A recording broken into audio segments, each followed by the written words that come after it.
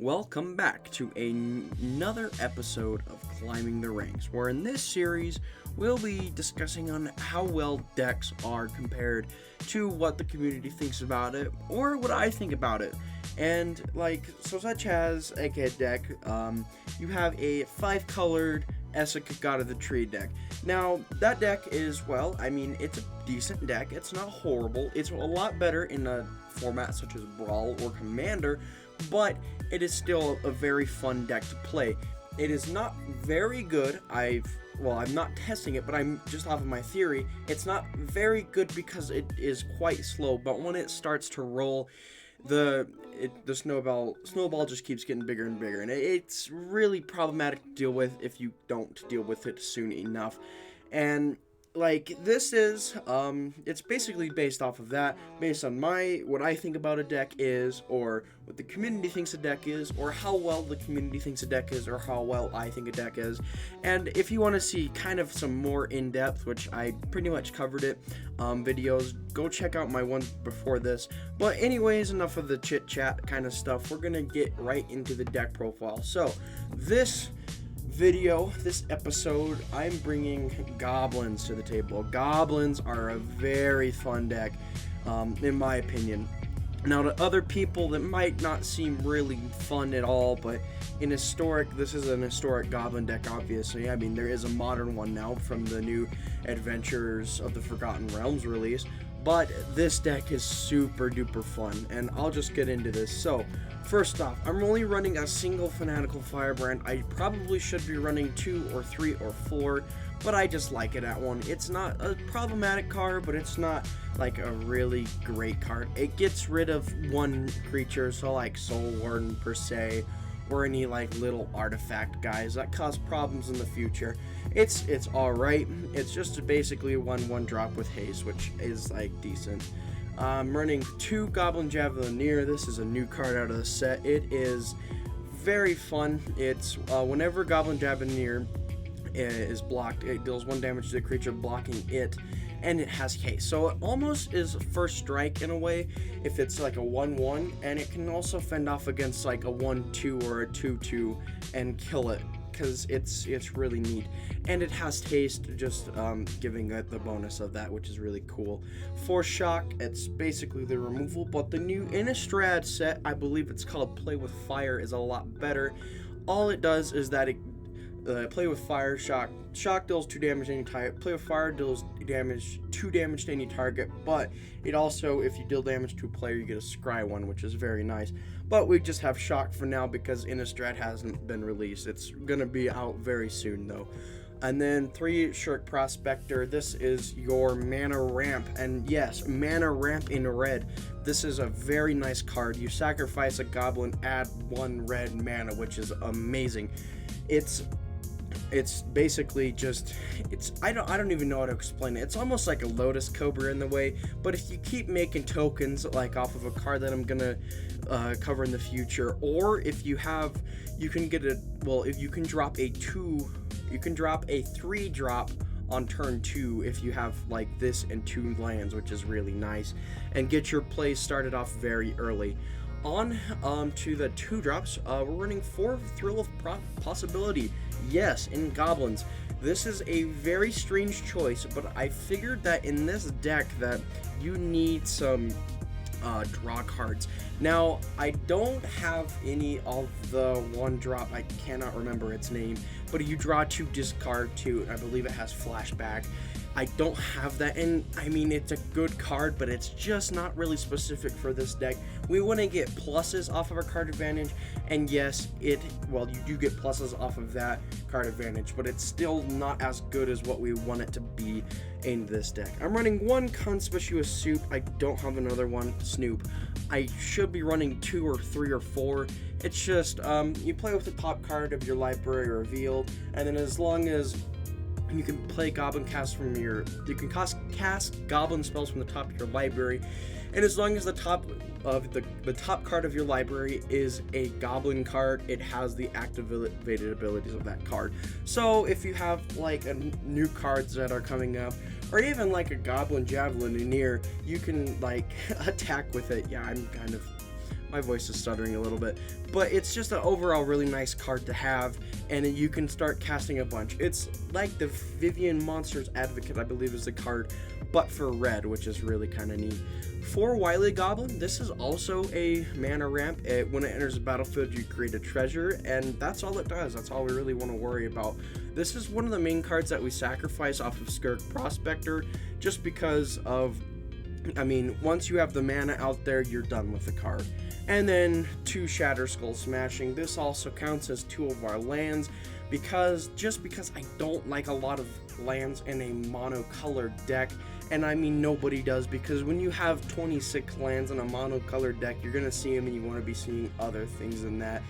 And usually, especially in this deck, we have a lot of low mana cards, and we just want to pump them out there as quickly as possible. That's why Goblin Swarm, Elf Swarm, because they don't have a lot of things and they have mana ramps. So yeah, and this deck has 7 or 8 if you kind of, well, 9 if you count these mana ramp cards, which is cool.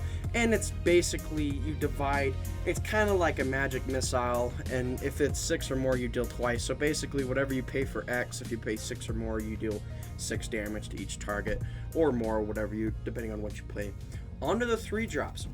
For Goblin Matron, this is the tutor for our deck. When it enters the battlefield, you search your library for a Goblin card, reveal it, and then put it in your hand. Like, that's just a good card. It's a tutor for 3 drop. You can get it on turn 2 if you have Skirk Prospector and 2 lands, which is really nice, and you can search some of your other stuff. 1 Legion War Boss, well, one of the reasons is because I only have one of this card, and another one of the reasons is that this card is not extremely good, but it is just a fun tech card in Goblins. It's not overall powerful, but if you get a lot of stuff out there, and with a mentor, and being able to create things with haste is really, really fun.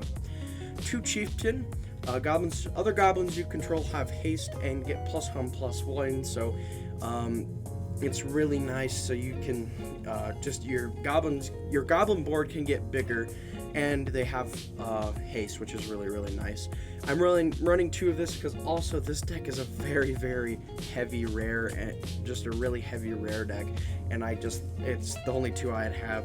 And in MTG Arena, I believe that the most cards you use is rare, and then the hardest wild card to get is rare wild cards. Yes, I'm saying that because there's more rare wild card that you need than mythic wild cards, and you usually get more mythic wild cards than you do rare wild cards. So yes, but this card's just a good card overall. And then for Goblin War Chief, like, this is just a great card. It's goblin spells you control, cast 1 less to cast. Yes, this card is not a legendary, so you can have multiple out there and start swarming. Like, your Goblin Matron can cost 1 if you have 2 of these bad boys out there. Another card that's coming up can just, it's like basically 0 if you have all of them, which is really, really cool. And it's goblins you control with haste on the top of it, so any stuff you cast off of it you can attack immediately with, which is really, really nice. Double Cranko. Yeah, this card is insane. As the video, a few videos back, Ujin thinks Ujin, it's just basically Cranko creates a bunch of tokens, and I sacrifice all of them to Skirk Prospector to get an Ujin, which I still do run coming up. And it just gets really annoying when you have like stuff like a Goblin Chieftain on the battlefield, so you have a bunch of 2/2 goblins with haste, and it's just, you tap it to create X11 goblins, where X is the number of goblins you control, so it just keeps stacking and stacking and stacking until you win the game with it, or unless your opponent kills it, which is kind of sad. And sadly, it is a legendary creature, but for a good reason. On to the above, well, 6 and more drops. Yes, 1 Embercleave. This is very unexpected in a goblin deck, just because you have little guys, and when you get something big out there, especially like a 4/4 like Goblin War Chief, like with 2 Chieftains, or even if a Muxus goes through, which strangely enough it doesn't happen often, but if it does, it's kind of crazy, and you just give it double strike and trample and +1/+1, and it's a flash card from your hand. It's what makes mono red like really, really, really good, and sadly this card is going to go soon out of rotation, but it doesn't matter in Historic, because screw the rotation crap, we get everything. 2 Muxus, yes, I'm only running 2. if I did have like infinite infinite rares, I would probably also only run 3. This is a very heavy drop in the goblins. Now, it doesn't really matter if you have Skirt Prospector and enough goblins out on the battlefield. However, it's still quite a bit, and that's why we run like stuff like Goblin War Chief to lower the cost down a little bit, so it's only like a 4 drop. But still, on that hand, it's still quite a bit. It doesn't have an effect like Convoke or any stuff that like helps your creatures cast it. If it did, it would probably be banned, because just casting something for free with Convoke is kind of crazy. But when it's a really, really nice card. You get to put all Goblin cards, creature cards with mana value 5 or less from them on the top of your library when you reveal 6. So it's sort of like a collected company, but instead of you only get to put 2, you put as all of them in there, which is really, really cool. And it's 5 mana value 5 or less, which all of our goblins except itself are 5 or less. So basically everything comes out on the field, and it's kind of overwhelming. And if you whiff, you whiff, but it's still a big boy. And then whenever it attacks, it gets +1/+1 to the end of turn for each other goblin you control. So you have 5 other goblins, it becomes a 9/9 when it attacks. So it gets out of hand very quickly. And yes, 1 Ugin. This is my explanation on running this card in this deck. Now you might argue with me, oh, it's a very high mana, and you just said high mana with Muxus is kind of bad. Yes, it does contradict my statement from earlier. However, if you have enough mana and you start stacking things, and this comes as a top deck, for one, it's sort of like the Embercleave situation. It's very, very, very unexpected in Goblins. And for 2, it's also just unexpected in general. In any mono red or any mono color deck except Artifact Ramp, Ugin is kind of unexpected. Or even green. Greens you kind of expect it because they get a lot of ramp out there. But like especially mono red goblins, nobody's going to expect this. If you drop this, they're going to be mind blown, and they're not going to know how to deal with it because they're playing a deck that's kind of like, okay, I can deal with goblins, usually can't deal with a board wipe, and especially a board wipe in red at that. There's not many of them, especially not many of them on Magic the Gathering Arena, and it's just a really, really, really nice card. Now, you might hit your stuff when you board wipe, but this card just wins games by itself. It's just a really, really great card. And 22 Mountains, yeah, that's the deck. It's really simple. We're basically running 24 lands, including the Shatterskull Smashings. If I could, I might put in some other like lands in there, but like honestly, this is just a nice ratio. 24 lands and just 22 mountains in general, and a monocolored haste aggro, just bang, bang, bang, bang deck. It's just a really, really nice thing. Yes, that's the deck profile, and let's get into the games. Okay, game 1. Our hand is going to be pretty decent. We have no really starting plays like Goblin Javelineer or Skirt Prospector right off the bat, but we still have some plays that we're going to be using in the future. He's going to Kozilek us for our Chieftain, which is okay. I'm going to make it enter tap the Shatterskull because there's no point. We don't have any lands to play, well, any certain plays. Ooh, we're playing against a Demir Mill, so I'm guessing Rogue Mill.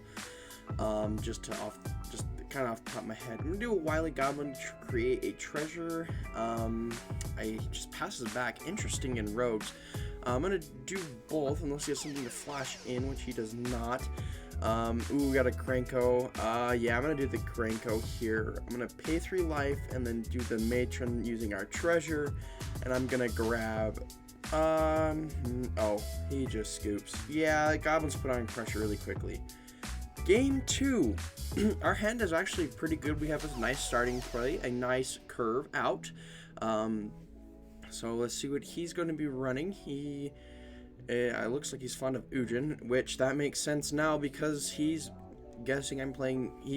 guessing he's playing an Artifact Ramp deck or colorless ramp, because there's no other deck that you would run Zalfrin Void in there, because there's no really point from it. Okay, Marketer's Fair, I believe that card is called. That doesn't really matter. I'm going to pay 3 life to attempt to cast a Goblin War Chief, which he does let go through. hit for 4 damage here. A Buried Ruin is the other card. I had no clue. Ooh, a green card. Interesting. He's playing a green artifact. I'm going to discard the Thrill of Possibility to draw 2. I'm going to get a Legion War Boss on the battlefield to swarm a little bit. Yes, I'm going to attack with everything. I'm going to mentor the Goblin. Ooh, okay. Haze Upon just basically says no attacking for you, which is kind of not fun. Forsaken Monument, that card is nasty if you can get rolling with it. I'm going to cast as much crap as I can here. I believe this should be game, like almost, it should be over game, or almost exact. Yep, it is exact game, which is really nice. Game 3, our hand is interesting. I do decide to keep it here. We do not have any starting play, so, okay, this is weird. There's a lot of things that this could be. This could be Orzhov Vampires, or just vampires in general, or Blood Artist combo, which I am afraid of because that's not fun at all right now. I'm going to do Goblin Matron here to grab a War Chief. I'm going to attack to try to bait out any blockers, which of course he doesn't block. Like, why would he waste a Death Touch? Another Blood Artist comes down. Okay, so I'm really afraid of board wipes right now. I'm going to do a War Chief, and I am going to play a land to cast my other War Chief just to get some more like guys and swarm out there a little bit. I am going to attack with both the Matron and the Wily Goblin, which I don't believe he's going to block this because, I mean, why would he waste it? Oh, he's going to Fatal Push, which 2 Blood Artist triggers will occur. And yeah, he's going to let the other one go through, which is fine. Veto, that's really scary. So now if he has a board wipe, I am just dead. I'm going to do Muxus here. I only get a Conspicuous Snoop. That is goofy. I'm going to get a Goblin Javelineer off of the Snoop. I'm going to just attack with 2. Okay, he lets it go through. He says good game. He probably has a, yep, Bontu's Last Reckoning's a board wipe. Bunch of Blood Artist triggers. Even if I don't die from this, all of the triggers from Veto will go. That's not even fun. That's so unfair. Blood Artist itself is unfair. That's just not really fun. Game 4. Okay, this is a nice hand. This is interesting. I'm going to put the Thrill of Possibility because I had a mulligan. I'm not going to shock off the bat. Temple of Enlightenment, that is okay with me. I'm going to go to my turn. I'm going to play Mountain. I probably should have played the Shatter Skull Smashing because, I mean, I didn't have any plays right off the bat. It's okay, though. I'm going to do a War Chief right here. Hit in for 2 damage. Let's see what else he's going to do. He's playing more than... Oh, so he's playing red, white, and blue. Interesting. Make it the thing enter tapped, and then I'm going to shock him for 2 just to get in some extra damage. I'm going to hit with everything, dealing 6 damage because of the Mentor off of War Boss. Plays a Godless Shrine, so he is playing black as well. Very interesting. I'm going to shock him for another 8. And let's see what else he's going to do. Nico Bolas the Ravager. Oh, I'm going to discard the Embercleave. I'm going to play Krenko, pass it back over to him. See if he does anything. Teferi, Hero of Dominaria. He's going to put it into my 3rd from the top of the deck. I'm going to play a land here. Hopefully the next card is a land so I can get a Muxus trigger off of, like, get Krenko and stuff. Hopefully a guy that gives my stuff haste. Nico Bolas the Ravager is such a hard card to deal with, and he transforms it into Nico Bolas the Arisen. This is not fun. This is not fun. Okay, I can do my Muxus here. Let's see if he has anything. Nope, nothing to counter. I get Krenko. I get a bunch of stuff. I'm going to activate Krenko. I have a bunch of 2/2s, so I'm going to hit everything. Well, nope. And it just causes too much pressure for game. Game 5, I believe it is. I play a land here. This is going to be very... This is weird. Ooh! Oh, this is not going to be fun. Instant and sorcery deck. This is like a mono red aggro deck, I believe, is what he's trying to attempt, with a bunch of instant and sorceries. This deck likes to run Thermal Alchemist and stuff that causes you like to take a bunch of damage. Runaway Steamkin, that's not a fun card to see. Okay, let's see what I'm gonna do. Yeah, I'm gonna cast the War Boss here, and I'm gonna make the Shatter Skull Enter Tap. I'm going to attack with both just to try to bait out the runaway Steam Kim block, but I know he wasn't going to block it because that's just too good. Bianchino Pyromancer, he's going to deal 2 damage to any target, which he just does it to me. No, I think it's target player Planeswalker, sorry. He does Shock, which does 2 damage to any target. Attacks with 2 things, getting rid of my War Boss, which kind of sucks. So I'm going to do a War Chief here. I'm going to hit with everything. I said oops because I didn't mean to attack with the War Chief because he could have just blocked it with the Bianchino guy, and it wouldn't have mattered for him because he wasn't losing any advantage. Shocked and light up the stage. That's kind of funny. He has 2 Lava Runners, which that kind of causes some problems. I believe he's going to swing with everything. I take 8. I'm going down to 3 life. This is very nerve-wracking. I'm really low. I need to start swarming a little bit. Okay, this is a problem.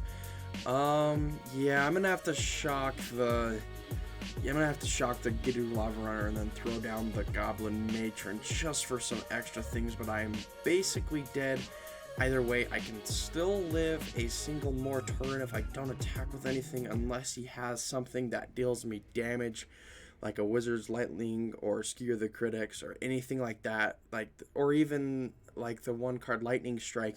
There's a lot of options that he can do that can just kill me right off the bat here. Ooh, he's taking a little bit to decide on what he's going to be doing. That's kind of weird, because if he just swings with everything, I'm going to go down to 1. I don't have a board, and there's not much I can do right off of that. I know I have a War Chief for next turn, but the card has to be like a really kind of boss card.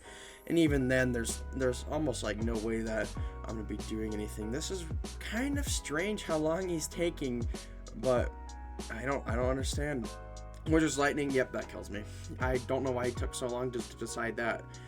Okay, game 6, I believe this is. I'm gonna mulligan because our first hand wasn't good. I'm gonna put the Thrill of Possibility back and hit for 1 off the Javelineer.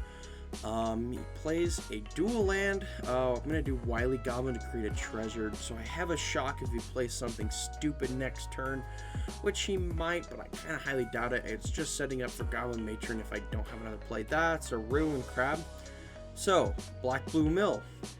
It's a fun combo. He's gonna play a land to get me to mill 3, which he mills my War Boss, which is not fun. And Kozilek. Ooh. Let's see what he's going to target. I'm guessing he's going to target one of my Matrons. Yeah, there goes my Matron. Okay, I get a land. I'm going to cast a Matron. And I'm going to obviously search with this. I'm going to grab a Kranko because I can cast it next turn anyways. Unless he has another thing. He's going to block one of them, obviously. But I wish he blocked the Javelineer so I could shock the Ruin Crab. Let's see. He's going to play a land. He's going to get a Ruin Crab trigger. If he Kozilek's, ooh, Tasha's Hideous Laughter. There goes a bunch of my cards. Okay, I'm gonna play land. I'm gonna do Kranko right here. I wish it had haste, but sadly it does not. I'm just gonna attack with the Goblin Javelineer, see what he does with it. I probably should have attacked with everything, but just in case. Okay, he doesn't block with it, obviously, because he knows I have shock. I don't know why I thought that would go through. Thieves Guild Enforcer. Okay, yeah, that can get shocked. That's not a fun card. I'm still gonna have to mill 2, but it's better than having to deal with a Death Touch. Wind Robber, okay, yeah, this is a rogue. I'm gonna mill 8 here. That's not fun. He's gonna pass it back over to me, which is kind of funny. I'm trying to decide if I want to Shatter Skull him right here, which I will be doing. I'm just gonna pay 2 just to deal 1 damage to each of them. I just want to get rid of the Wind Robber, which he still will be able to sacrifice it, but I'm forcing him to get rid of it. And I know I can't kill the Ruin Crab unless he just lets the thing go through. And let's see, I'm gonna activate Kranko right here just to get a bunch of 1/1s. He's gonna block the Matron obviously because he knows that the Javelineer is gonna kill it. He's gonna get another Ruin Crab trigger. Oh, there goes my Muxus. Okay. He's throwing Thought Thief, that's fine. He's going to make me mill another 8 cards. I have 9 cards to win this game and attack with everything. He's probably going to block with block 2. He's going to take some damage. He's going to go down to 8 life. I think I got this in the bag. I don't know if he can get past my Kranko because Kranko's pretty awesome. I'm going to swing with everything, and I do say good game because it is I believe I can still win off of this. Yep, I win, and that was not going to be a fun game either way. Oh, wait, I forgot. He has lifelink. Okay, next turn I way have it, unless he has something to kill, which he does not. He's just trying to mill me down a bunch. I have like one card left in my library. I tell him good game, attack with everything, and he just takes it all. It was such a nice and close game. So fun. Game 7. Hand is pretty nice. We have a Skirk Prospector, finally for once. Ruined Crab again, my goodness. Another black-blue mill deck. Why is this historic? Oh, probably because some of the cards are going to go out of rotation. Okay, Conspicuous Snoop. Let's see if he's going to negate it. Yep, he's going to drown in the locket. That's not fun at all. Alright, we're going to not attack with anything because it's not going to do any damage. Another Ruined Crab. And I'm going to mill 6. That's not fun. I don't get why they printed this card for this, like, dumb deck. I hate this card. Merfolk Wind Robber comes down. Okay. I'm going to throw a possibility here, discarding one of my lands because I'm pretty well set on lands. I don't think there's a black negate. Well, I know there isn't like a real life game, but it's only for like creature spells, which yeah, it's a cool card. Let's see what else. He's going to play a land. It's going to be the Ketrius, so that's kind of weird. It's black, blue, green, which is interesting. One of mine, he's going to draw some cards off of this. Let's see what he's going to do next, because playing green in mill is very interesting. I know there's kind of big creatures, but honestly in green that's not, I mean, honestly in like a mill deck, that's not really what you want to go for.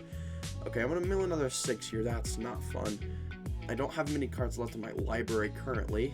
He's going to drown and lock me here. That's kind of cool. And okay, there's a Wind Robber again. Of course there is. Just more card draw. Let's see what he's gonna do. Nothing. Cool. So I'm gonna pay 3 life to get down my Muxus. I know it's like not the greatest thing, but still, I think it's pretty good. There's nothing I can do, so I pass it back over to him. Let's see what he's gonna do. He's gonna do Into the Story. That's crazy. Okay, Ruined Crab comes down. He does mill me 6 again. Okay, I got to land. I'm going to do Thrill of Possibility, discarding my Wily Goblin to draw 2. Okay, I got a Javelineer. I'm going to put that down. Okay, Kranko, getting in 4 Goblins. Attacking with everything. Muxus goes up to, I believe, yeah, 11. That's so crazy. Zula Port Duelist, not fun. I'm going to mill some more cards. These Guild Enforcer has Death Touch, so he is going to be able to kill my Muxus, which kind of sucks, but I mean the effect pretty much already is gone, what it's needed to be done. He's going to block, or wait, no, he's not going to block. He's going to take another 2 because I don't know why he didn't block the Javelineers, because it wasn't going to deal his Ruined Crabs. I mean, it wouldn't kill his Ruined Crabs at all. He draws a card, doesn't land. I get a bunch of triggers off of Ruined Crab. I'm like have no cards left in my deck right now. I have very few turns to win this. He does a Thieves Guild Enforcer, milling me 2. I have 2 cards left in my library. If he can make me mill another 2 cards, I am gone. And I don't know if he's able to do it next turn. Okay, I have 1 card left. I'm basically dead. I'm just looking through my graveyard right now. I'm going to attack with everything. Even if he blocks with everything, as long as he can play like another land off of Ruined Crab, I tell him good game, because if he plays another land off of Ruined Crab, I'm dead either way. He's just gonna block with everything. That's fine. Sacrifices it. Takes like basically nothing, and yeah, that's just game. He passes it, and I lose. Okay, game 8. Interesting. We have a kind of decent hand. I'm guessing based off of his avatar and his sleeves that we're going against a swarming deck. Is it black blue middle? Okay, no. Or I'm not too sure. He gets to do like stuff. I've never seen this deck ever. Period. I'm gonna play a land. I'm gonna do Goblin Matron here just to get a card. I'm gonna go for a War Chief, because War Chief just for later, especially since we have the Muxus in our hand, is nice. Okay, another Merfolk. So he's playing Merfolk. I'm gonna block the one so I don't have to take 3 damage. I'm gonna play the War Chief right here. Pass it back over to him. He's playing some of the new cards that came out in the Historic Horizons. I'm not gonna block with anything because, I mean, taking 5 isn't horrible. Okay, the Nephilim, I believe that's out of Theros. That is not a very fun card at all. So I'm gonna just pass it back over to him. Okay, so he's gonna play interesting. He's a blue-black-green merfolk, which I mean that makes sense. So he's gonna do Silvergill Adept, drawing a bunch of cards off of it. He's gonna search for another Silvergill Adept. Merfolks are such like tutors for this game. Like they just keep tutoring itself over and over and over again. So I'm gonna throw it on Muxus, hoping for the best because next time I'm gonna die, and I get a Kranko. Heck yeah. This is going to be awesome. I'm going to make 7 2/2s with haste. I'm only going to attack with 3 because like I want to keep as much stuff as I can open in case he does have stuff with haste. But I mean, blue, there's basically no haste, guys. Green, there's very few, and black, there's also very few. So I'm just going to keep it open in case he attacks with everything, which he does here, which I wanted him to do. I'm going to block with everything, so I don't take any damage here. He's gonna basically get his board wipe just from me attacking. The Tropical Island card is so good for this. It's just a dual land that doesn't enter tapped, especially in Merfolk, because most Merfolks are blue-green or blue-black, and it's just so good for them. I'm going to attempt to do a Shatter Soul Smashing here, but I don't know why, because they have Ward, and I'm like debating, and I'm like, no, so I'm going to just shock the guy, and then I'm going to activate Kranko, creating a 9, and I'm just going to make the Shatter Skull enter tapped, and I'm just going to attack with all of my stuff here, and I kind of deciding, and he just concedes from there. Game 9. Interesting. Our hand is like really good. It's just like a really solid hand here. It's I'm guessing we're playing against Angels or Mono White Life Gain. I'm going to do Javelineer off the bat just to get something going. 2 Cave of the Frost Dragon. Okay, he's going to do 2 Speaker of the Heavens. Everything is coming in 2 from him. Attack with Goblin Javelineer again. So even if he blocks with both of them, they're going to die. He's going to do Banishing Light on my Javelineer. That's just funny. He's going to get in some damage, and I don't really care. I'm going to do War Boss here just to get in some extra stuff. I'm going to attack with War Boss, see if he's going to block with anything, which he doesn't. And he plays another land. He can attack with both of them, which I don't know why. I'm going to block with it. So he has 27. He can make a 4/4 Angel, but I'm not really super afraid of it. He basically, with Cleric class, you make it into a Heliod, like a Heliod ability.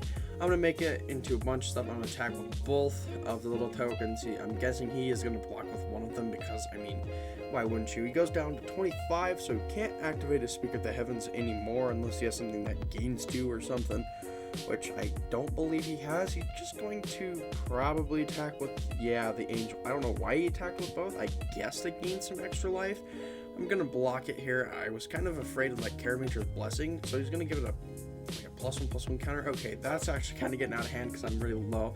And he's just going to Day of Judgment into another Speaker of the Heavens. That's just funny. I'm going to do Goblin War Chief, activate Fanatical Firebrand, like the first time I've basically ever activated it.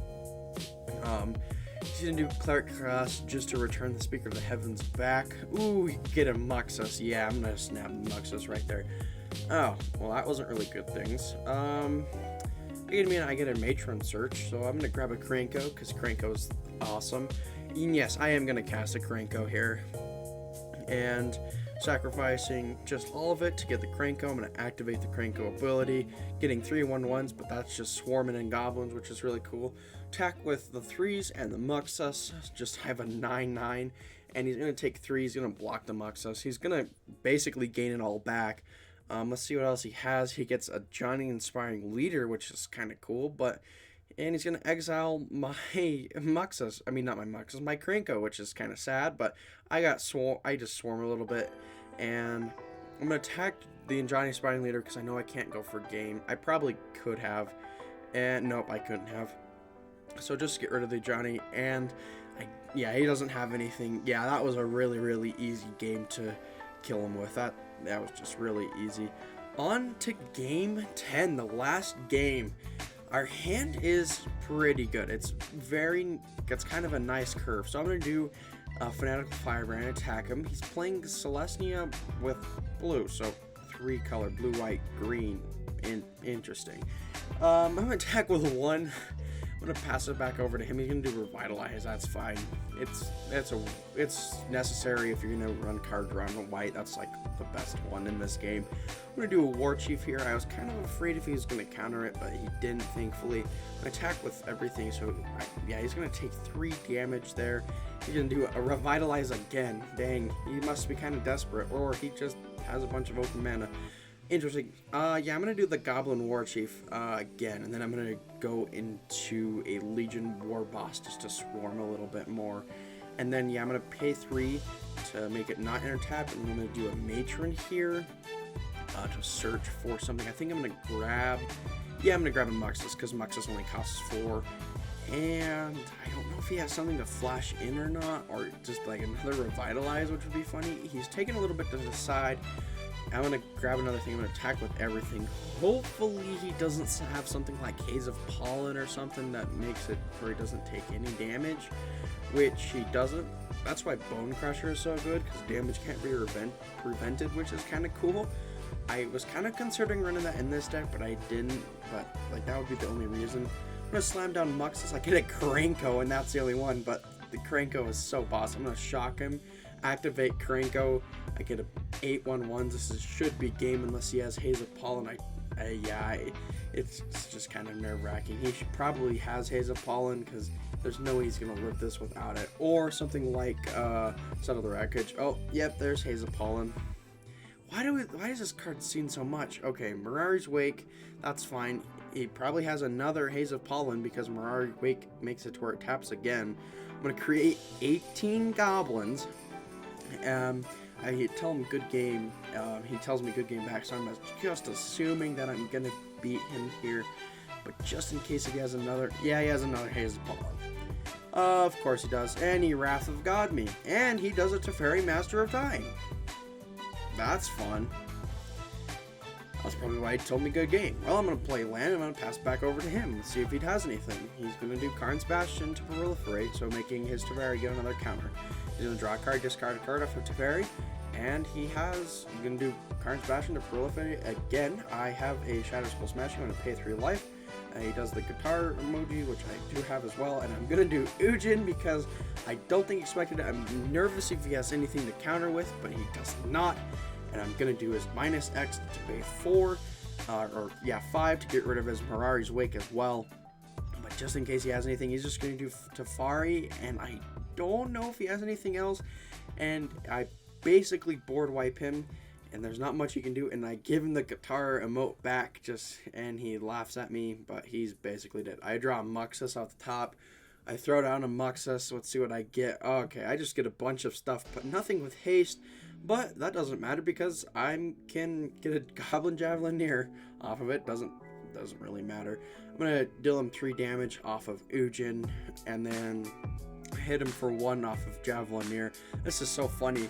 2 Haze of Pollen's a board wipe, and I'm still beating him. I'm seeing the sleeves because they're kind of neat. He does another Wrath of God, but I'm just kind of stalling here a little bit. I'm just sacrificing everything. I think it's just funny because there won't be anything. I get a time thing, and he does Wrath of God. Doesn't do anything. Fae of Wishes. Okay. Alright, I'll deal him another 3 damage. There's nothing he can do there.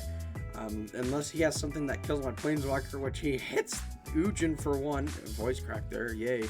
And I just kill him from there. Oh, we Teferi's protection.